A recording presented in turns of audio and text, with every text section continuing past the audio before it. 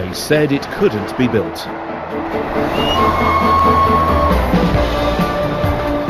They said it shouldn't run at speed. I reckon that magic 100 mile an hour is going to be in the bag. Oh, come on, come on! No! They've got 97! They said the steam age was dead. We're all big steam train lovers. This is the story of how Tornado was tamed and taken to the top. Keep going!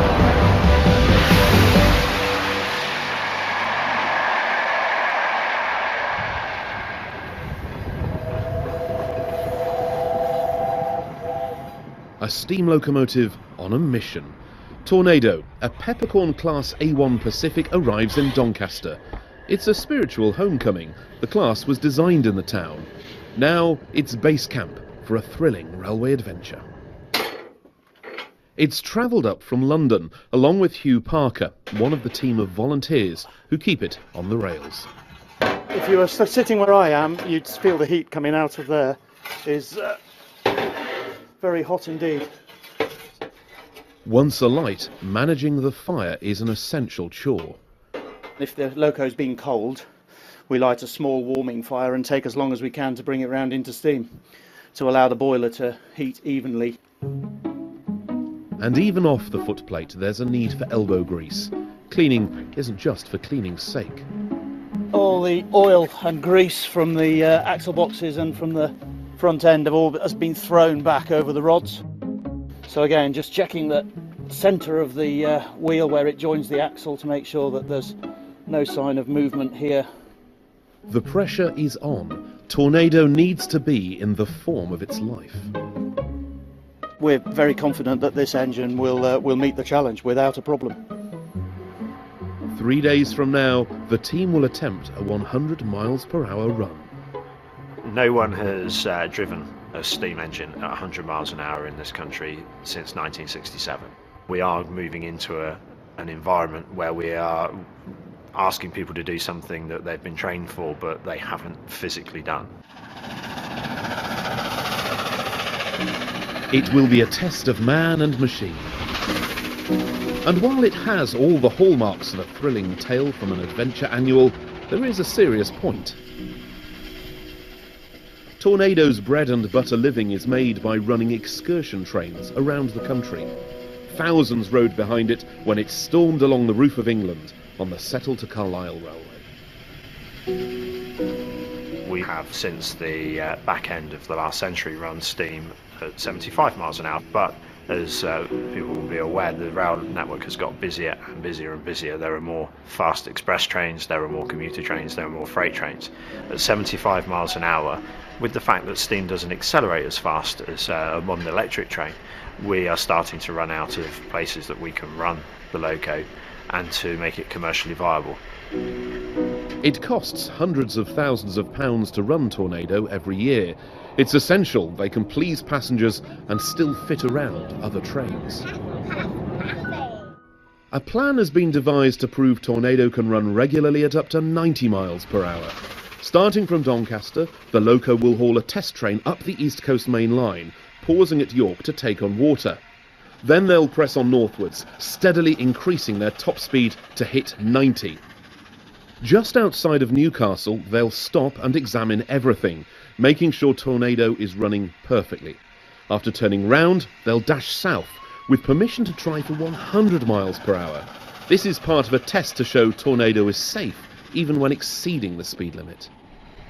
We want to run regularly at 90 miles an hour. We need to show that the locomotive operates satisfactorily 10% over that speed. It's 99, but the point of 100 came from Network Rail, whose comment was, if we're going to authorise you at 99, we should authorise you at 100 mile an hour and not leave you like a batsman at the crease. The Tornado story itself is remarkable. Every original locomotive of its type was scrapped. This left a gap in the family tree of East Coast Main Line motive power. To fill it, a group of enthusiasts clubbed together to build a brand new one. Top this side up again. Working from a converted carriage shed in Darlington, they spent 18 years machining and making the parts. By the time the last bolts were tightened in 2008, the bill came to £3 million. But their efforts were rewarded, as the first new steam engine built for Britain's main line since 1960, it certainly caught the imagination. This engine is named Tornado, and may God bless all who are lucky enough to locomote behind her.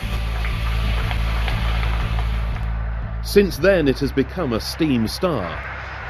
But to keep its place on the East Coast Line, running faster is essential. And back in Doncaster, Tornado won't be going anywhere unless it passes the crucial fitness to run examination. Every tap tells a story. Every cranny could conceal a show-stopping problem. Hugh faces an anxious wait. We've got an independent examiner from DB Cargo, our train operating company, who is auditing our own engineering procedures. So I've got my own engineer going around the engine, making sure that everything is safe and secure. We check all the pins for security, check all the split pins are there, all secure. There's no loose legs, there's nothing loose. 36 hours before the run, everything needs to work perfectly. I'm beginning to feel happier. And out of sight can't mean out of mind. The locomotive is reversed over an inspection pit. We've got the 3 sets of valve gear and connecting rods. On the outside we've already examined them. This is the middle rig end, so that's flying around at a fair speed in here really, so we want to make sure that the nuts and the split pins are in place for those as well really. The inspection lasts for most of the day. Eventually, though, they have in their hands a piece of paper. Steam and speed in our time. Tornado is good to go. This is all about confirming that the locomotive is safe and in a fit condition to be running on the main line. Yeah, we're all quite excited and looking forward to having a crack at that 90 mile an hour on Tuesday night. We are going into an element we've never had the loco at that speed, so as much as we can predict what it will do and we can measure what it will do, we don't know for sure. So this is where there's an element of excitement but also caution. As Tornado accelerates, air will be drawn faster across the fire, making it burn hotter. It will eat coal, and the fireman will have his work cut out to make enough steam. The driver will need plenty of power at his disposal. But as the metalwork moves ever quicker, if anything overheats, it's game over. The lubrication systems are absolutely critical. This is a 5-figure endeavour if you take into account all the money we've spent so far on getting here ready to do the test. It's a 6-figure endeavour, so we have to succeed. Going further, faster, has been a recurring theme through railway history. The legends slumber in the Great Hall of the National Railway Museum, but before them all came Rocket. As soon as Rocket wins the Rainhill Trials, speed becomes a major ingredient. People want to travel places. The railway gives you the ability to move long distances, but you don't want to spend forever doing it. And especially in third class as there were then, it's quite an uncomfortable thing. So improving the journey time is really important. A century later, speed was the epitome of railway endeavour. In 1934, Flying Scotsman was the first locomotive to be officially driven at 100 miles per hour. 4 years later, the world steam speed record was set by Mallard at 126 miles per hour. It has never been beaten. This is where we turn speed from a phenomenon for people into a science. A rolling laboratory called a dynamometer car was used to record accurate performance data for the first time. There's an umbilical cord between the locomotive and this car that's feeding back all sorts of variables. You need to understand what's going on, whether it's the track that you need to improve to make the train go faster, the braking, that's also something that was measured in this thing, the ability of the train to slow down from speed to stop. But despite the advances, by the late 60s, steam was done, swept away by modernisation. Fastest train in Britain, the Bristolian at times exceeds 100 miles an hour. It's sad to think that superb locomotives of the King and Coronation class must be superseded.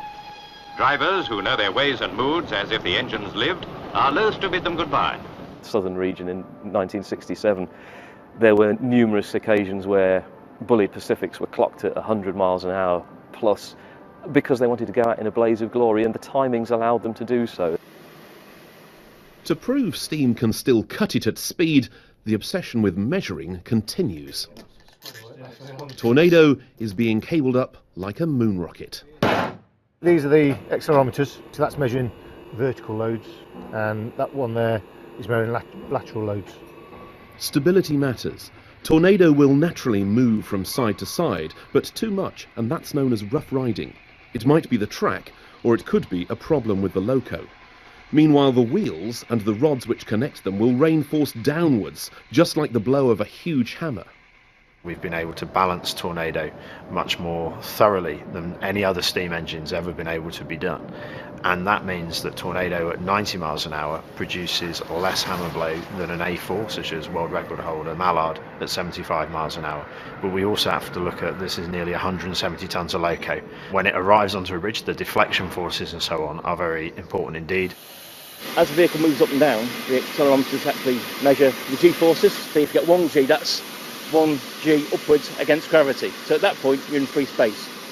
So if we get into that sort of situation, there's a possibility the vehicle might become unstable and actually want to jump off the track. So that's a no-no, obviously, but as part of the safety process, we have to go through the criteria to make sure that it's safe to operate and it doesn't actually exceed those levels.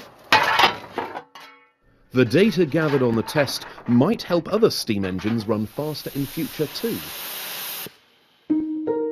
And the heritage world is watching.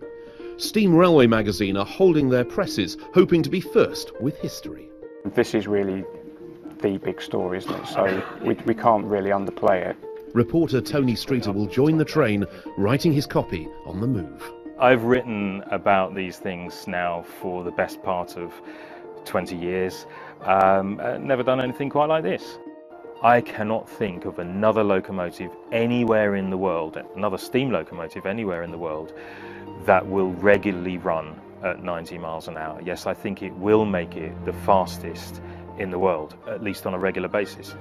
Green, main line. But the East Coast Main Line is faster still. The modern electrics have a top speed of 125 miles per hour. Even at a special one-off ton, let alone the new planned maximum of 90, Tornado will be outpaced. At Network Rail's London headquarters, word of the test train has reached the very top. The railway is the heart of the British economy. It creates economic growth, it creates jobs, and it creates houses. And people have to travel in order to do that. But that's travel through necessity, and we would like people to also kindle their emotional and romantic side and actually feel that the railway is for them and that they're connected with it. And there's nothing like a steam locomotive to do that. If you're old like me, you remember them when you were young. If you're not old like me, it's just something quite extraordinary when you see a steam locomotive passing by.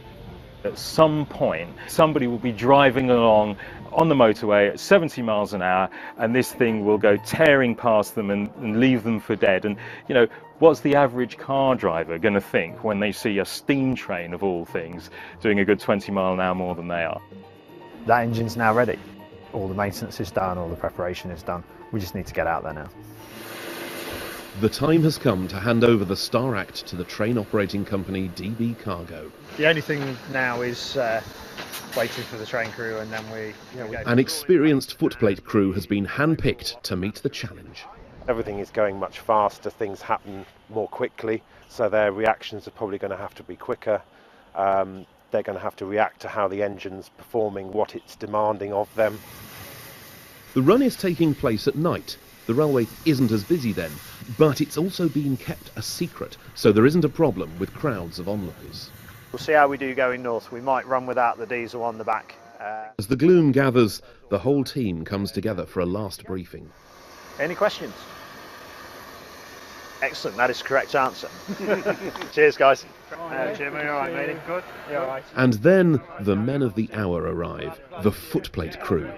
Ahead of them, 230 miles of high speed running into the night, and behind them, a tender full of 8 tons of coal. It's a bit special. Yeah, it should be good though. We'll just see what we can do with it. I think no problem. I can't see any problems, you know. A moment years in the making has finally arrived.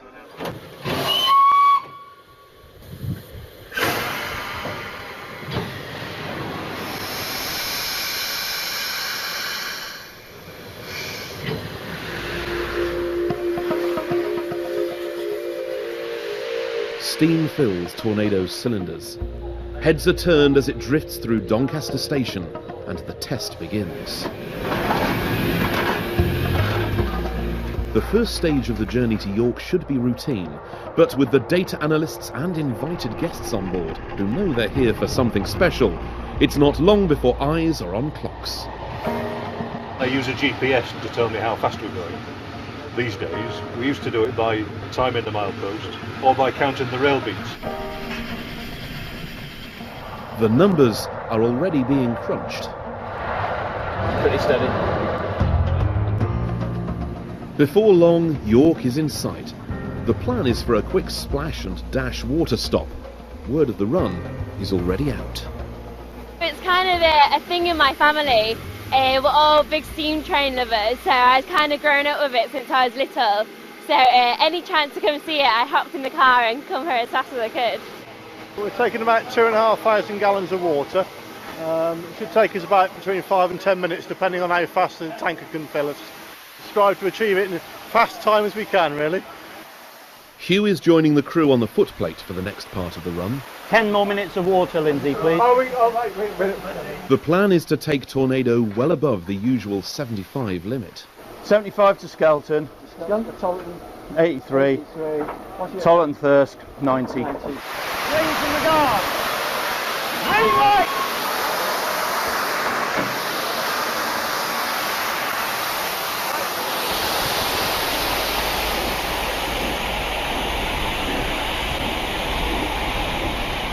Before long, the loco is settling into its stride again on a part of the East Coast Line known as the Racing Stretch.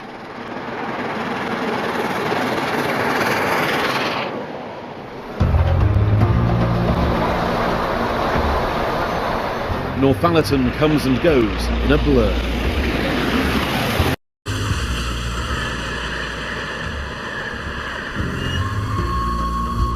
Slowly, Tornado nudges towards uncharted territory. 78, but it soon snipped. We feel it through the cage. There are anxious moments as the speedo climbs towards 80. There are hints of rough riding. Suggests a little bit of a natural resonance of the loco, but very low. We have seen one little anomaly, but we've been a bad track, so it's been a very stable run so far. It's Darlington.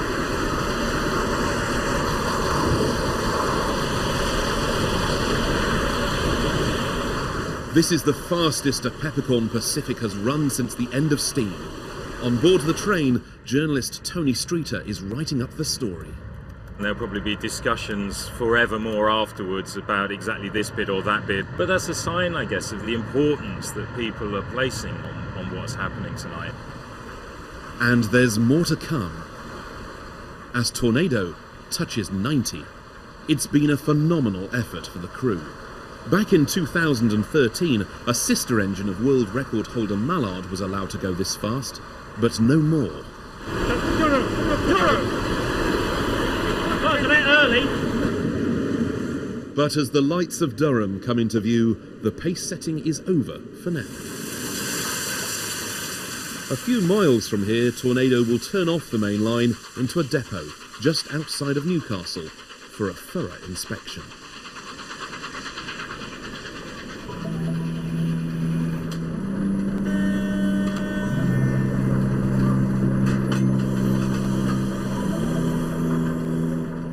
Handbrake on? Yeah, handbrake's on. Perfect. Cup of tea for you then. Well done, chap. That was really superb, Tony. Well done. Fastest I've ever been on a steam engine. It's the equivalent of a Formula One pit stop, albeit at a more measured pace. With the crew off the footplate, Hugh can give the fire a once-over. Yeah, that's the temperature of the middle eccentric there at 40 degrees.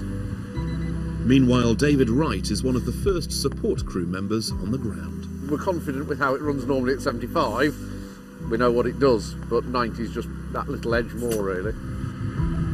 On Tornado's motion alone, there are 14 oiling points to check.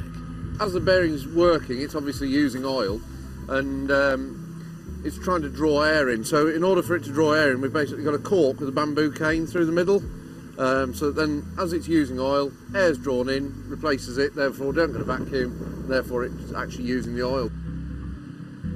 Having run 80 miles since York, another water tanker pumps thousands of gallons into Tornado's tender, ready for the next leg of the trip. She was waggling a bit at around the 80 miles an hour mark, but she settled down and was good as gold. With some assistance from the gradients downhill on the way back, I reckon that magic 100 is going to be in the bag. Yeah, Dave. Graham will ride on the footplate back to York, and there's a new pair of hands on the shovel too. They're ready to set off now towards Newcastle, over. Hugh retires to the train. If Tornado does top the ton, he'll confirm the onboard measurements with the footplate.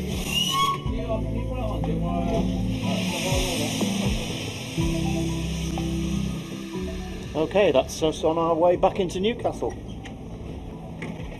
First, though, the whole train is heading across the Tyne to turn around.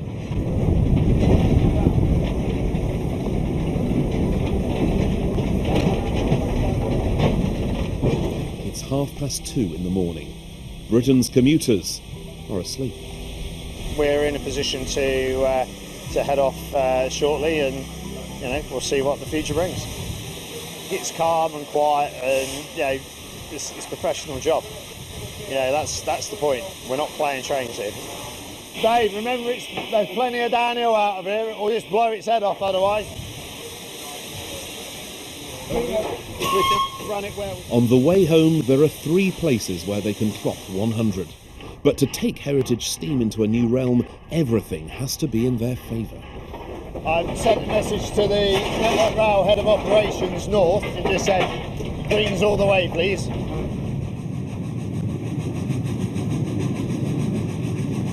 Tornado's staccato exhaust beats reverberate across the city. The crew are getting stuck in, and as requested, there's a clear road ahead.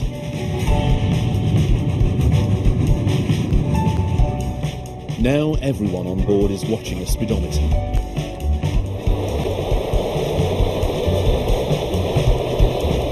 At more than a mile a minute, Durham is quickly reached.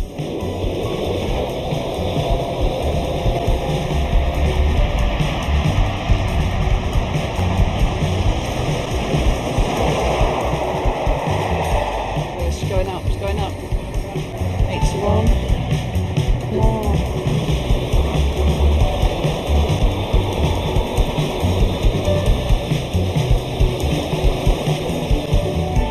96. Come on. 97. Come on. It's a post-60s record, though not what they came for. How far to Aycliffe? Up there, 5 miles. And at the Aycliffe curves, there's a speed restriction for all trains. There's no choice but to slow down. Ease her back.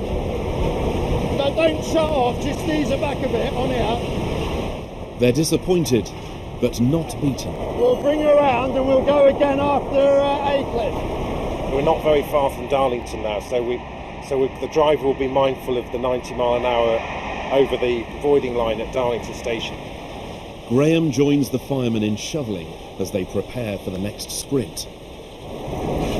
But a couple of miles later, there's bad news. Why have we got 2 flashing yellows? They haven't got the green signal they were expecting. Is that right? Instead of going round Darlington Station, for some reason, they're being sent through it. Station? And that means slowing down again. A solitary member of staff gets an unexpected surprise.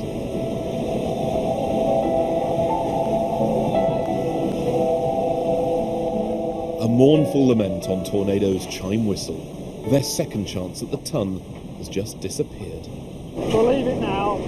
When we get over the restriction, the other side of Thurs, to get through Thurs, get past the neutral section, and then we'll go for it.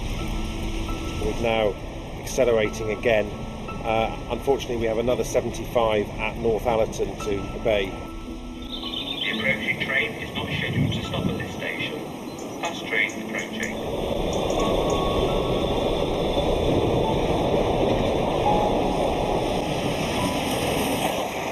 It's still a spectacular sight, but another temporary speed restriction follows just down the line at Thirsk. Now Tornado has to drop down to 50 miles per hour.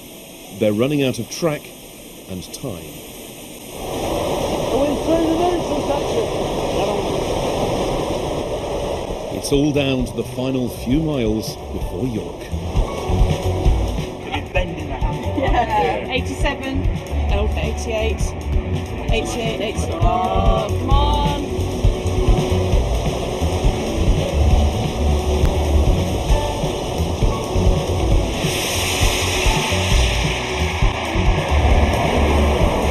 Keep going.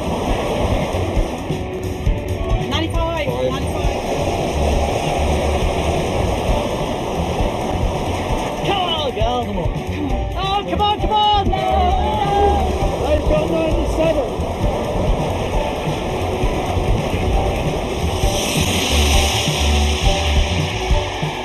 Trailing wind, anything? Anything. Everyone jump up in the air. Yes!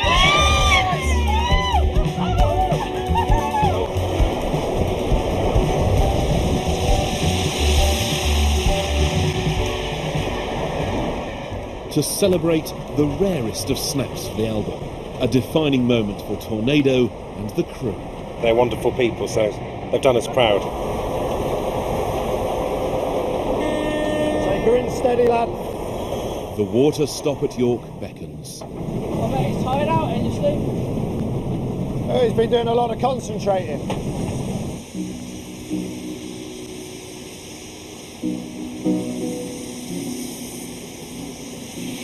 Anywhere there, Steve? Anywhere there?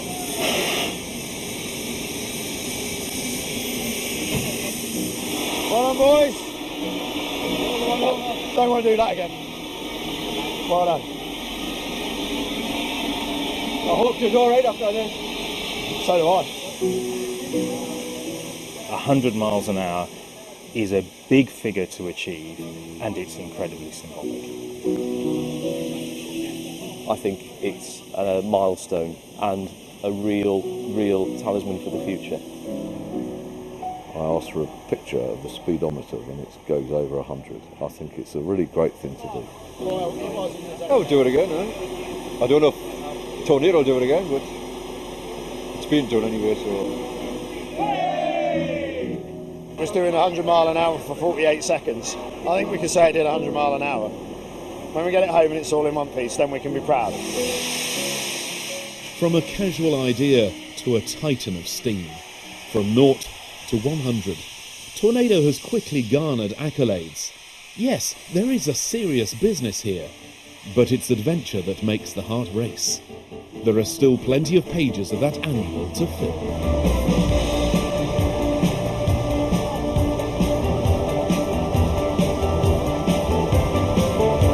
Continuing coverage from London of the World Athletics Championships over on BBC One now. On BBC Two, serving up steak and kidney pie and crispy chicken in Nadia's British food adventure, whilst we're staying right on track for the return of the Flying Scotsman next on BBC 4.